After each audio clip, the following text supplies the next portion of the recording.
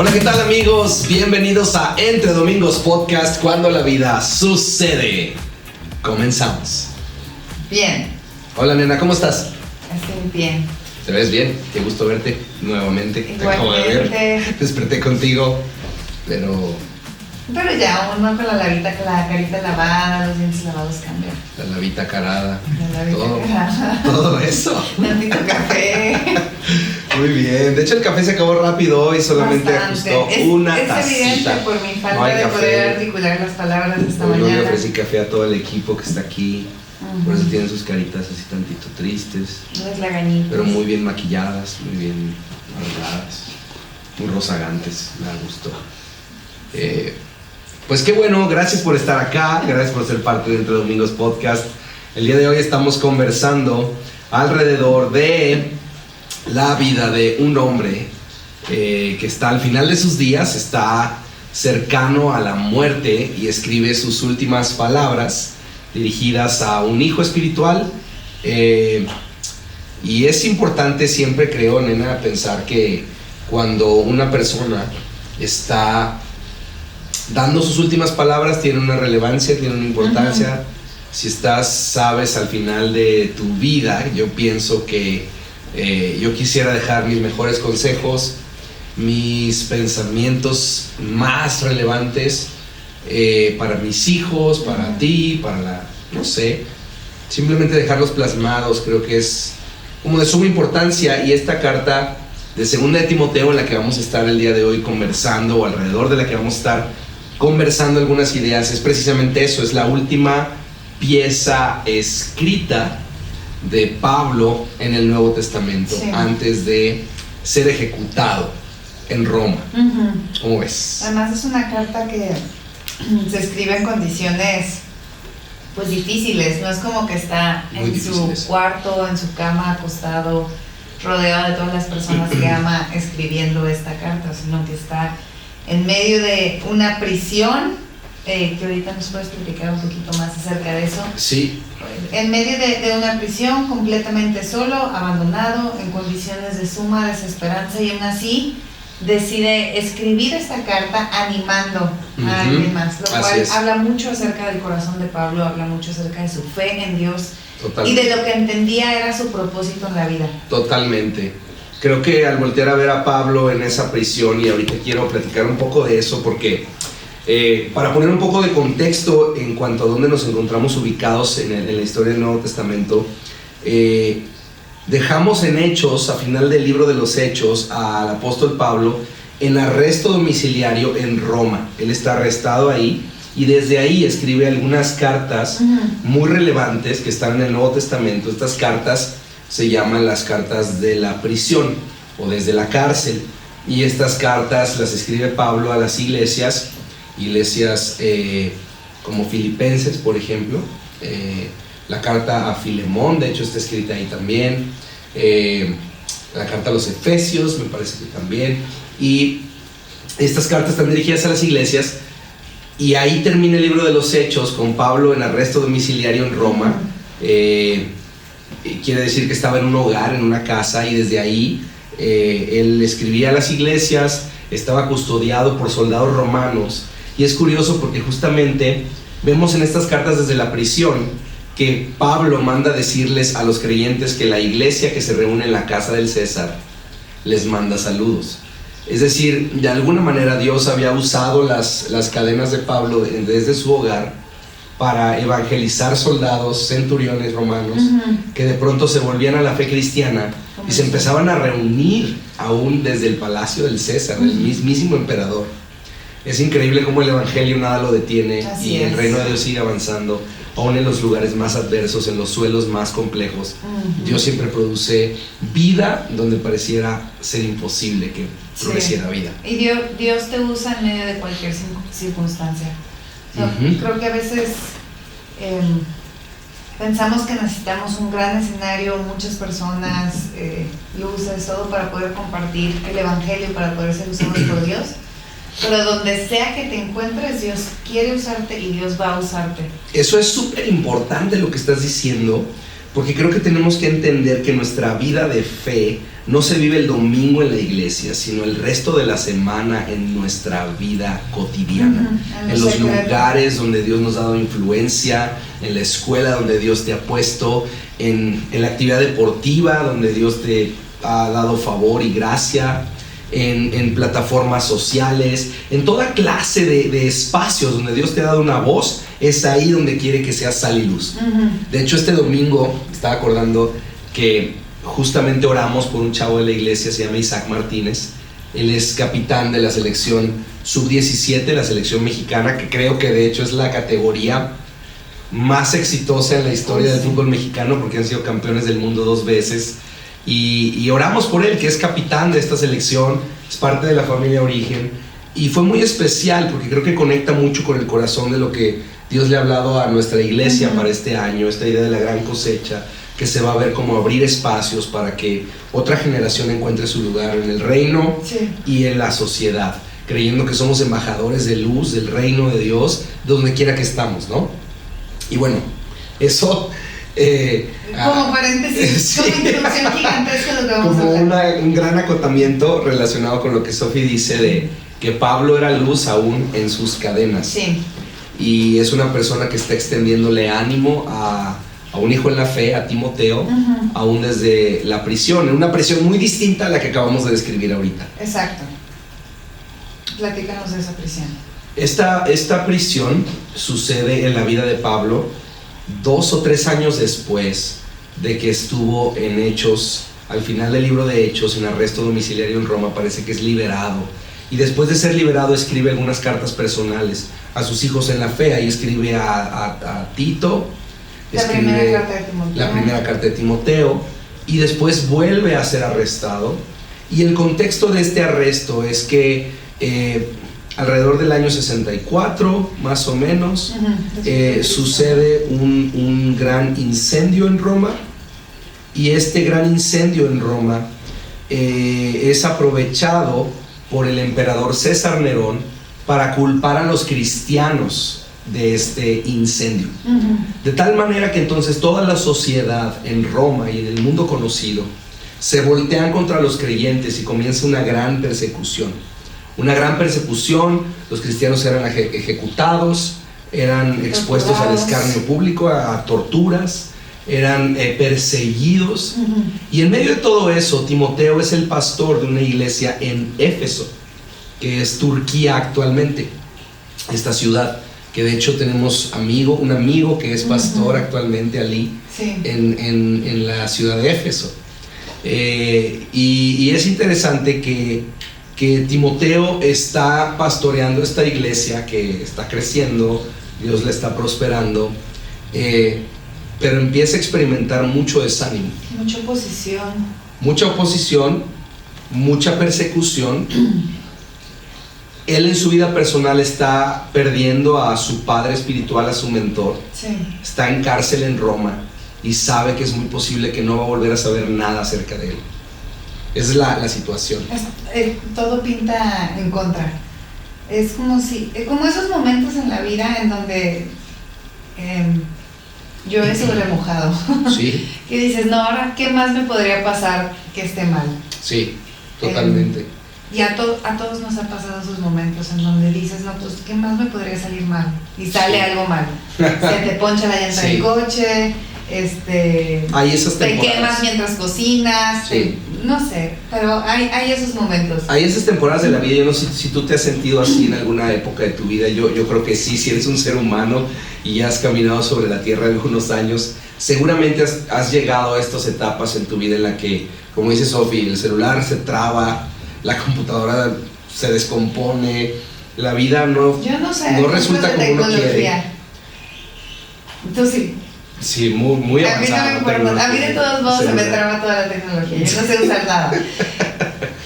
Bueno, pero hay temporadas así en las que uno a veces siente ganas de tirar la toalla. Sí. Estás edificando algo en tu vida, ya sea el ministerio que Dios te ha dado, del negocio que emprendiste, la iglesia, o sea, diferentes cosas que Dios ha puesto en tus manos.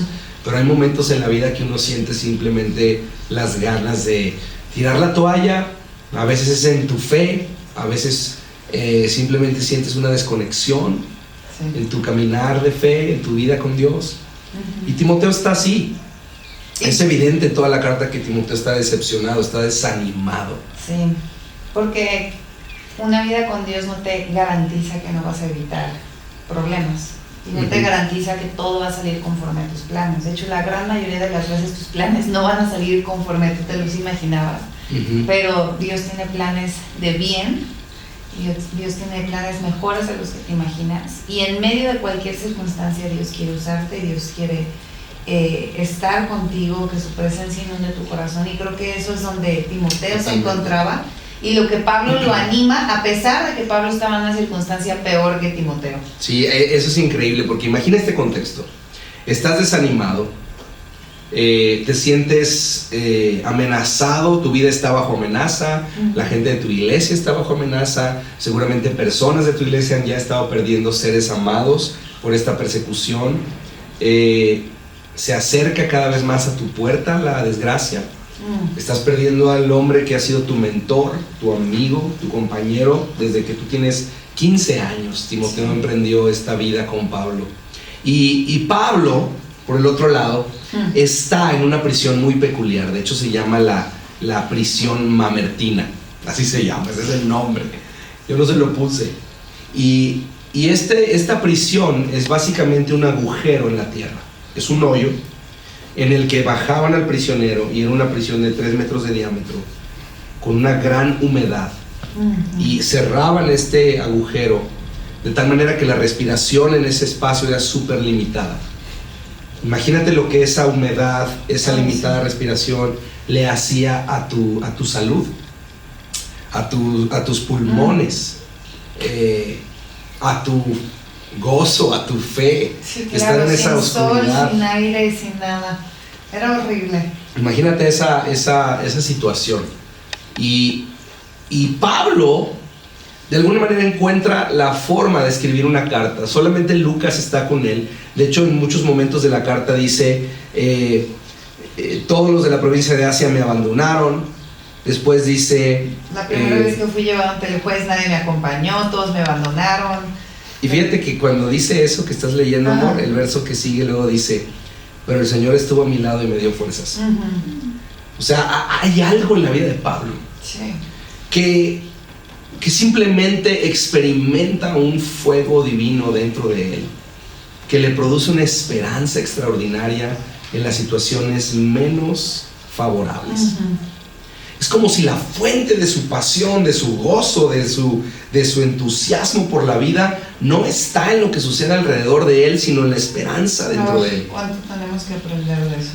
Yo de veras, al leer esto, al ver dónde está Pablo y al ver cómo él toma fuerzas de la debilidad para animar el fuego de Dios en la vida de este joven líder, me vuela la cabeza, me desafía en mi vida de fe.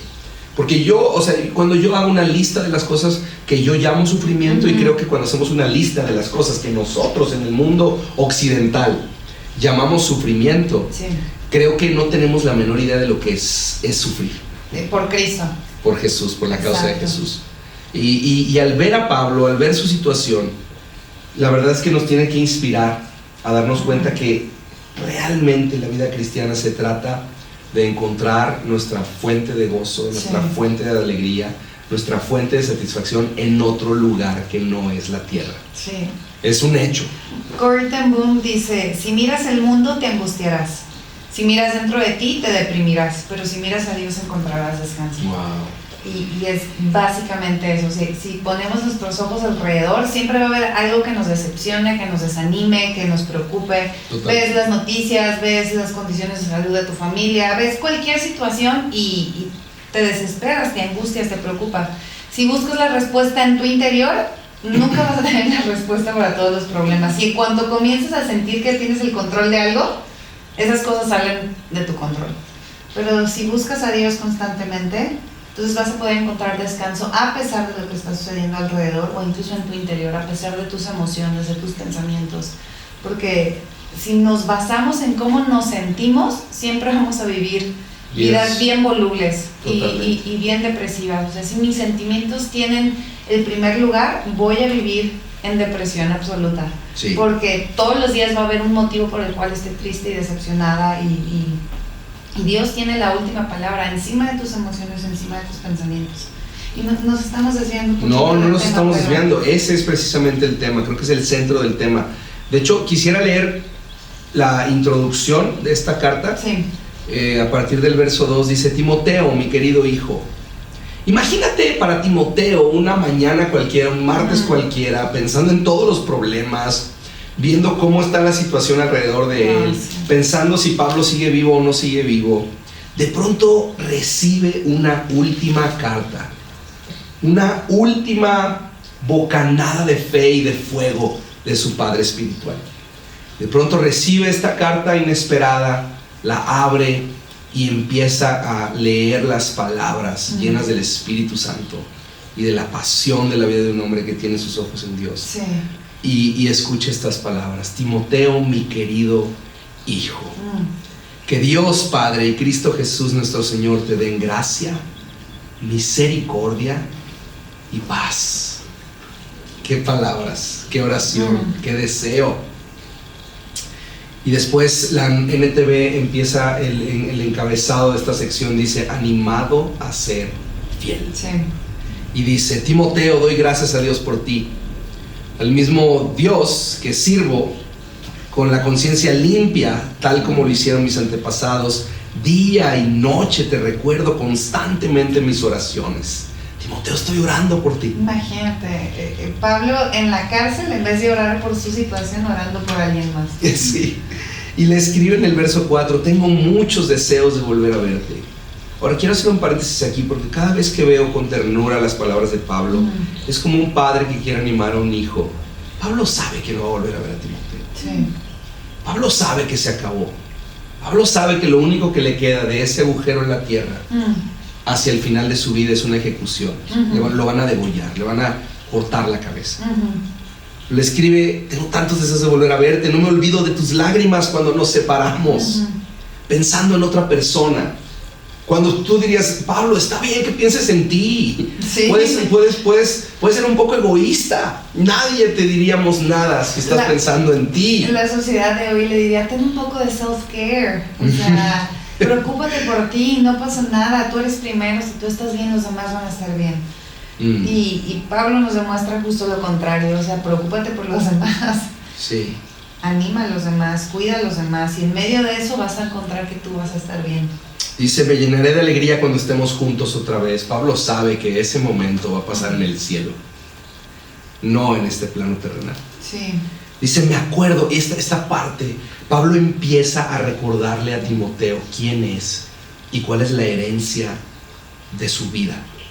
Dice: me acuerdo de tu fe sincera, pues tú tienes la misma fe de la que primero estuvieron llenas tu abuela Loida y tu madre Eunice. Y sé que esa fe está firme en ti. Por esta razón te recuerdo que avives el fuego del don espiritual que Dios te dio cuando te impuse mis manos. Pues Dios, escucha lo que le dice, no nos dio un espíritu de temor y timidez, sino de poder, amor y autodisciplina. Otras versiones dicen dominio propio. Pablo le está diciendo: nunca te avergüences de contarles a otros acerca de nuestro Señor, ni te avergüences de mí, aun cuando estoy preso por Él. Con las fuerzas que Dios te da, le dice, prepárate para sufrir conmigo a causa de la buena noticia. Le escribe a su hijo espiritual, dice: cuánto te amo, cuánto te recuerdo, no puedo esperar por volverte a ver, pero mientras ese día llega, acuérdate que tienes una herencia de fe. Hay una fe sincera en ti. Por lo tanto, tienes que ir y avivar la flama de Dios que está en ti. Sí. Pablo sabe que la flama divina, la llama en el corazón de Timoteo está baja. Sí. Y le dice: ánimo. Ánimo. Y le dice: tú aviva el fuego. O sea, es algo que Timoteo era el responsable de encender otra vez en su corazón. Tú eres responsable de avivar el fuego en tu corazón, no alguien más. Tú eres responsable de tener este espíritu de autodisciplina, de todos los días, literalmente, disciplinarte para avivar el fuego que Dios te ha dado. Eso es importantísimo porque dice, aviva tú el fuego. Exacto. No dice, espera que llegue yo para animarte otra vez. O ve y busca a alguien que te anime. Dice, tú aviva el fuego, porque Sí. Dios no te dio un espíritu de temor y timidez, te dio uno de poder, amor, autodisciplina, dominio propio. Exacto. Tienes eso en ti por el poder de su espíritu. Por eso, esta palabra, cuando dice poder, la palabra es dunamis, que es de donde obtenemos nosotros nuestra palabra dinamita. O sea, el poder dunamis que Dios puso en ti te va a dar la potencia, el fuego, la estamina para avivar la flama divina de Dios y para que tú puedas vencer el temor y la timidez. Sí.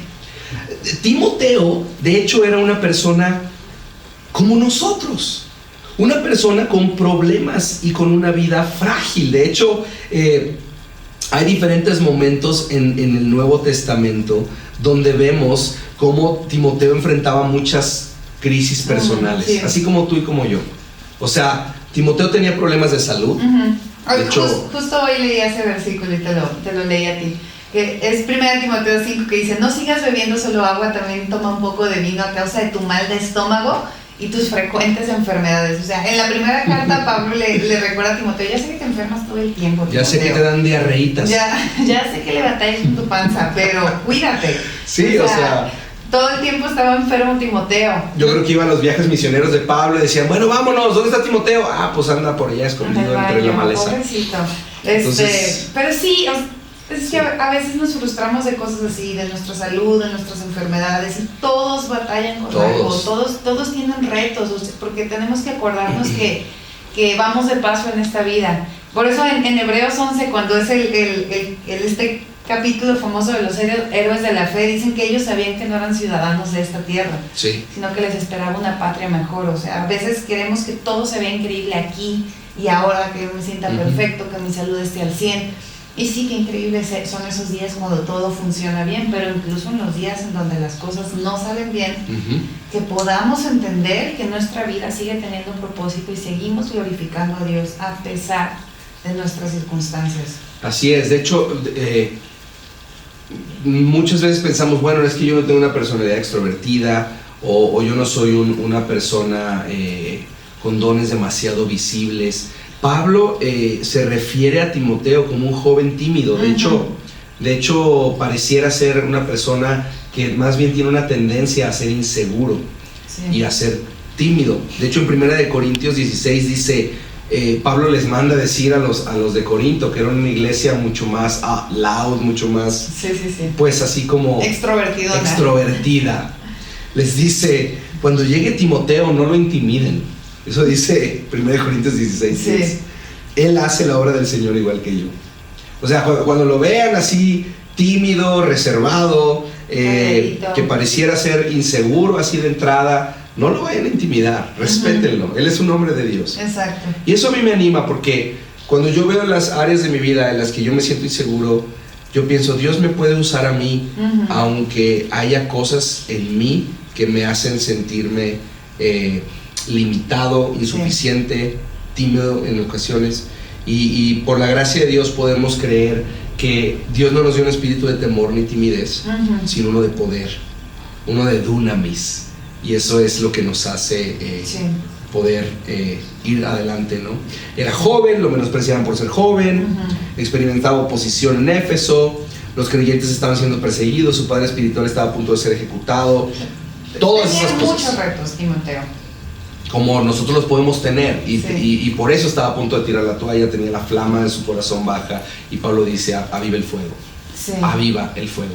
Qué importante es justo eso, avivar el fuego, recordar la herencia de tu fe, recordar de dónde te ha traído Dios, a qué te ha añadido Dios, porque siempre vas a tener circunstancias en donde va a parecer que las cosas no están saliendo conforme al plan de Dios para tu vida.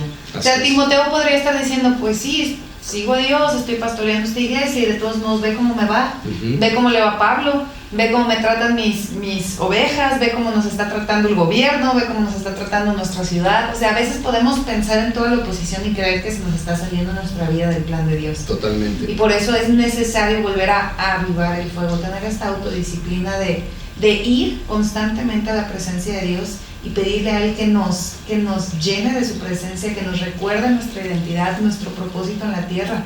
Porque si basamos nuestra vida con Dios en cómo nos va en esta vida, vamos a vivir constantemente frustrados y decepcionados. Siempre que pienso en esta frase del apóstol Pablo a Timoteo, aviva el fuego, hay un verso en la ley del Antiguo Testamento, ahorita lo voy a buscar, pero es muy sencillo, pero muy profundo, porque parte de lo que tenía que hacer el sacerdote Sí. era asegurarse de que el fuego del altar siempre estuviera encendido.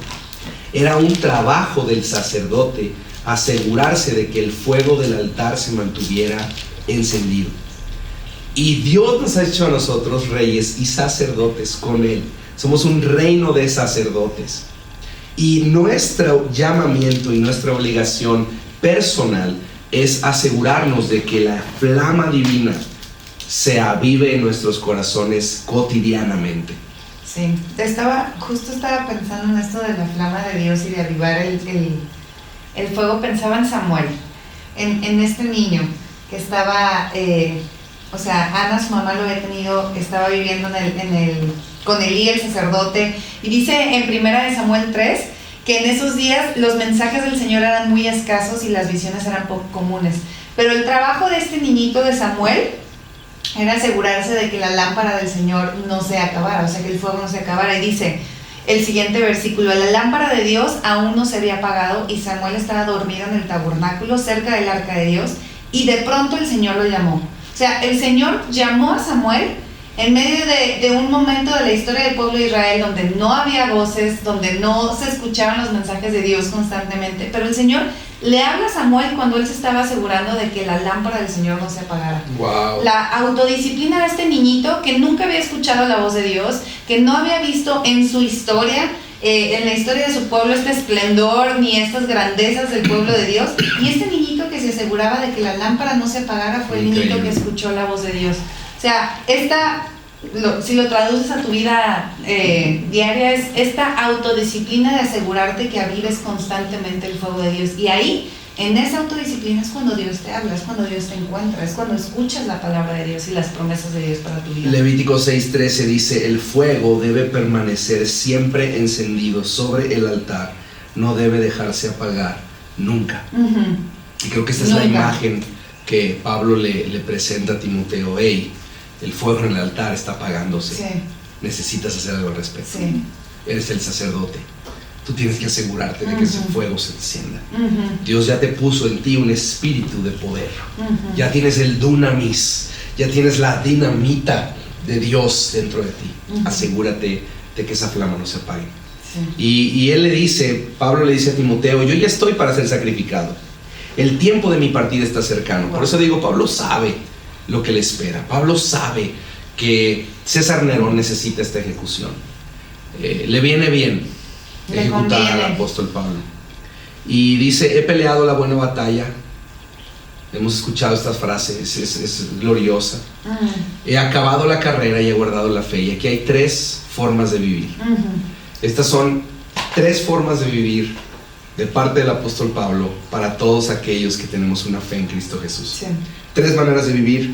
He peleado la batalla, es decir, la buena batalla, es decir, vivir como un buen soldado. He acabado la carrera, vivir como un atleta, y he guardado la fe. Ser un mayordomo de lo que Dios te ha entregado. Ser un mayordomo fiel, así es. Y dice: por lo demás, por consecuencia de haber vivido de estas 3 maneras, me está guardada la corona de justicia, la cual me dará el Señor, juez justo, en aquel día, y no solo a mí, sino a todos los que aman su venida. Lo que dice Timoteo: ¿sabes cuál es la razón que yo estoy animado en este agujero bajo la tierra, esperando una ejecución?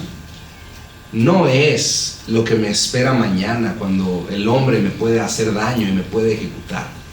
Es la recompensa, es el galardón, es aquello que está delante de mis ojos, es aquello que el mundo no alcanza a ver, pero que yo puedo ver con los ojos de mi fe. Exacto.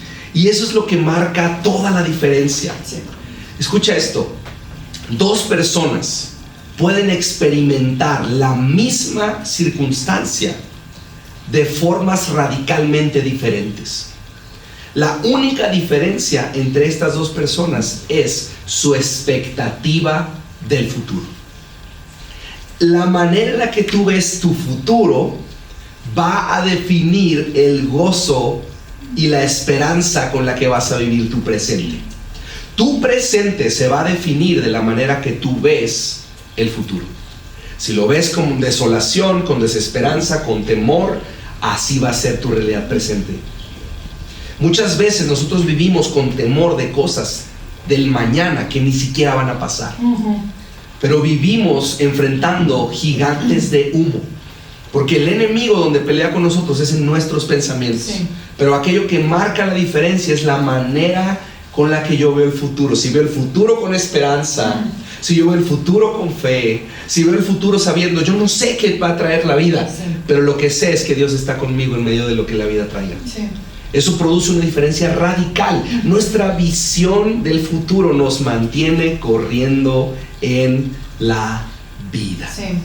Un buen soldado. He peleado la buena batalla, porque todos vamos a pelear batallas, pero hay batallas buenas que pelear y hay batallas que no valen la pena pelear. Así es. Y la batalla de la fe es una batalla que vale la pena pelear todos los días. Es una buena batalla. Tu fe es una buena batalla. En esos momentos en donde te sientes desanimado, en donde piensas que es mejor tirar la toalla, en donde la vida con Cristo se ha puesto más difícil de lo que te hubieras imaginado y hay otras alternativas más fáciles para salir de tu problema, esa batalla es una buena batalla y peléala, porque la batalla de tu fe es la garantía de que puedas tener una eternidad con Cristo Jesús o no. Me encanta como dice Efesios, creo que es Efesios 1. Efesios 1:14 dice: el Espíritu es la garantía que tenemos de parte de Dios, de que nos dará la herencia que nos prometió y de que nos ha comprado para que seamos su pueblo. El Espíritu Santo, o sea, no tu éxito, no tu vida presente, no el dinero, las riquezas, la salud, es el Espíritu Santo la garantía. Y pelear por esa buena batalla de fe, pelear por mantenerte firme en las promesas que Dios te ha dado y en añorar su espíritu y su presencia, es una batalla que vale la pena pelear. De hecho, no recuerdo quién dice esta frase, pero es: la vida cristiana no es un jardín de niños, A.W. Tozer. Es un campo de batalla. Me encanta. A.W. Tozer. Y esta es la realidad de las cosas. Muchos creyentes venimos a recibir salvación, vida eterna, perdón de nuestros pecados. Eso no, todo eso lo recibimos por gracia, por medio de la fe en Cristo Jesús. Pero a partir de ahí somos invitados a una vida con propósito cuando nos unimos al ejército de Dios. A aquellos que estamos comisionados por Dios a ir al mundo a vivir la vida de fe, sabiendo que el enemigo es un enemigo real que quiere atacarnos, y por eso Dios nos ha dado su armadura, que habla de Efesios 6, ¿no? Así es. Y la vida cristiana no es una vida de conformismo, es una vida de contentamiento y una vida en la cual constantemente vas a enfrentar retos. Así es. En este mundo enfrentarás aflicción, pero puedes estar tranquilo porque Jesús ha vencido el mundo. Así es. Y es una invitación a pelear, a unirte a este ejército de Dios, porque también me encanta ese versículo que está en uno de los libros de los evangelios, y ahorita me recuerdas, pero dice que el reino de los cielos experimenta violencia y son los violentos los que lo arrebatan. O sea, esta invitación de pelear, de arrebatar de las bendiciones de Dios, de ser aquellos soldados valientes que estamos dispuestos a dar nuestra vida porque el reino de Dios avance un día más, y un día todos vamos a recibir ese premio de haber peleado bien la buena batalla de la fe. Y después dice: sé un buen atleta. Sí. He terminado la carrera. Pablo ya ve la línea de meta muy cerca. Sí. Y cuando pienso en un atleta, obviamente piensas en disciplina, consistencia, determinación. Un atleta corre porque tiene el premio frente a sus ojos. Sí. Y creo que esto me hace pensar cómo muchos somos muy buenos para empezar cosas. Todos. Tenemos ideas buenísimas, todos tenemos ideas. Todos empezamos cosas. Es más, yo conozco personas que son, de veras, o sea, el príncipe de empezar cosas. Pero empezar cosas finalmente es bueno, pero es mucho mejor terminarlas. Sí. Es mucho mejor llevar a algún lugar aquello que empiezas. Sí. Y un buen atleta sabe que de nada sirve comenzar la carrera si no cruzas la línea de meta. Y de muchas maneras creo que tenemos que vivir nuestra vida de esa manera. A veces creemos que la vida cristiana es como 100 metros planos y yo he visto tantos jóvenes o tantas personas que comienzan su vida cristiana emocionados, apasionados, llenos de así toda la energía para empezar su vida cristiana, y al primer obstáculo ya se acabó. Sí. Y sí, o sea, no hay nada más emocionante que terminar la carrera.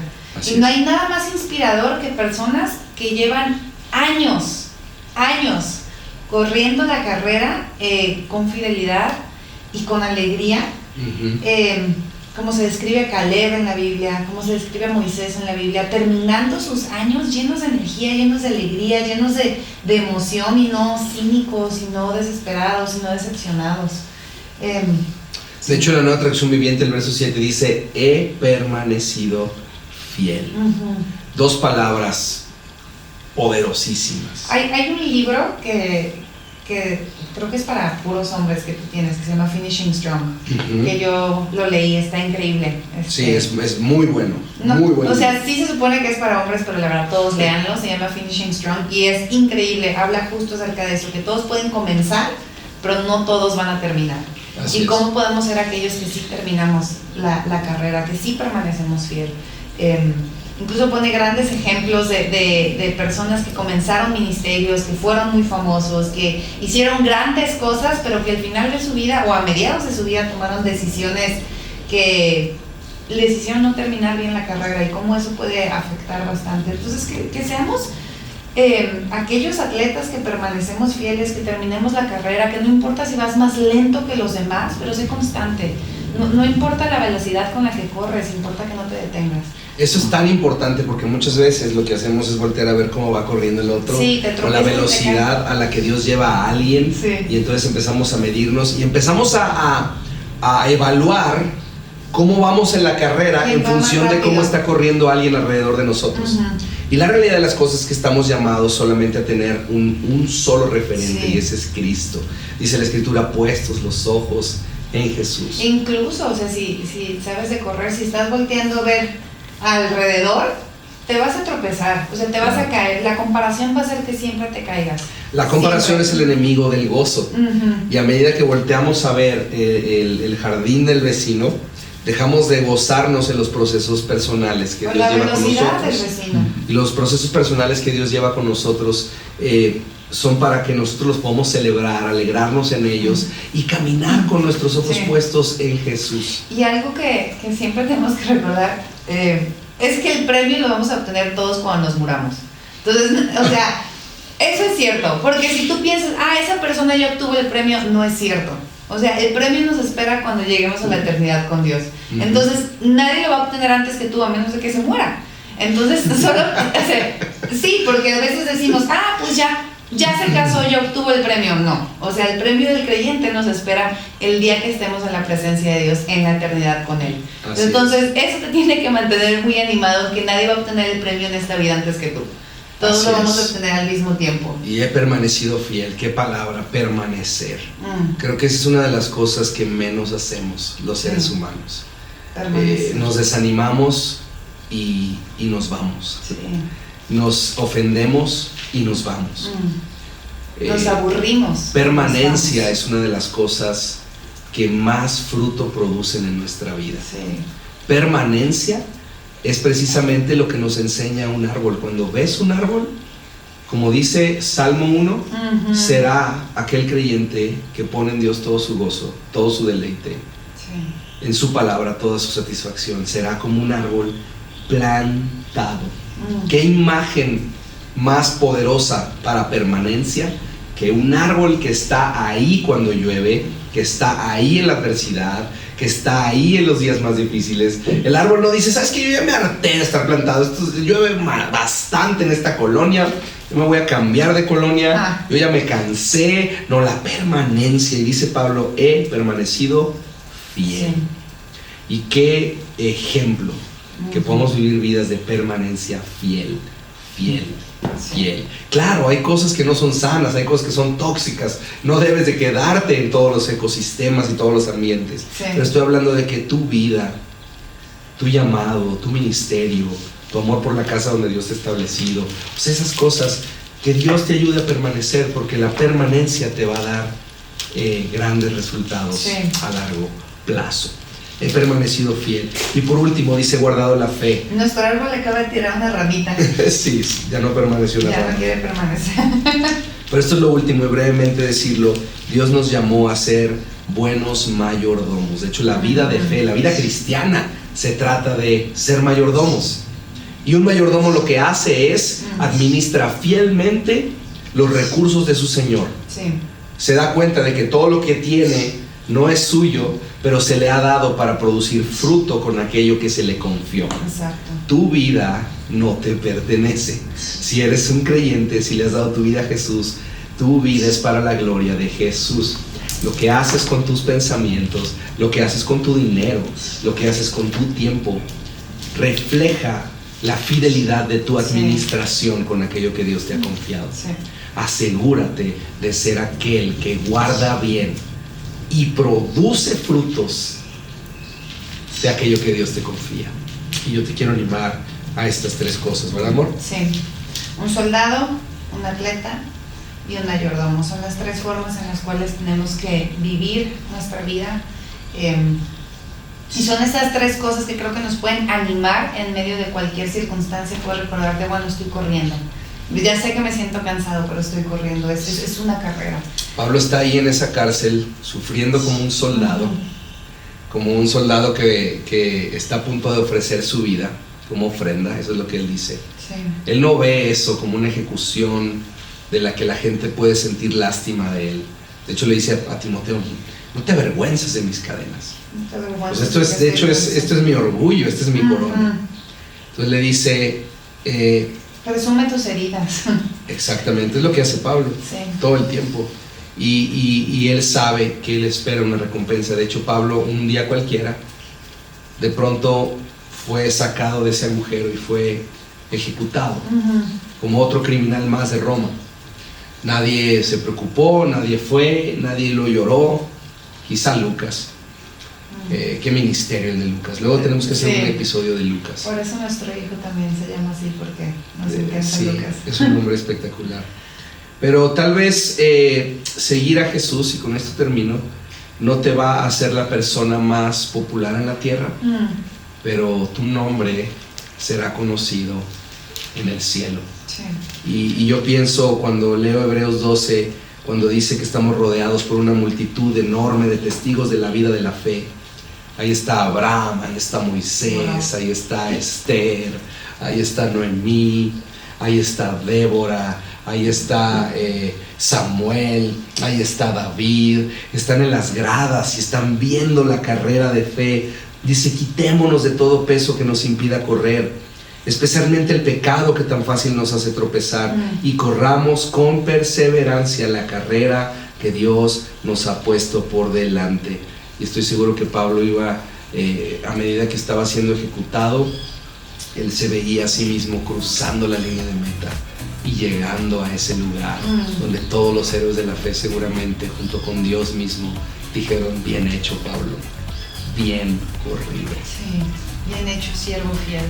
Entra el gozo de tu Señor. Esas son las palabras que todos anhelamos oír el día que entramos a la presencia de Dios. Bien hecho, siervo fiel. No dice bien hecho, siervo exitoso.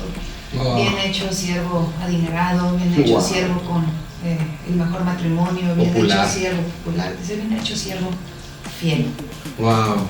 Y con esas palabras cerramos nos describa Jesús en el momento en el que entremos en su presencia. Qué increíble. Wow, pues bien hecho, siervo fiel. Sí. Pues ahí está, espero que haya sido de ánimo para ti, de inspiración para ti la vida de estos hombres. Sí. Y ánimo. Sean como árboles plantados. Muy bien, gracias a todos por escucharnos. Hasta pronto. Sí, qué difícil cerrar este podcast. Sí, bye. Bye.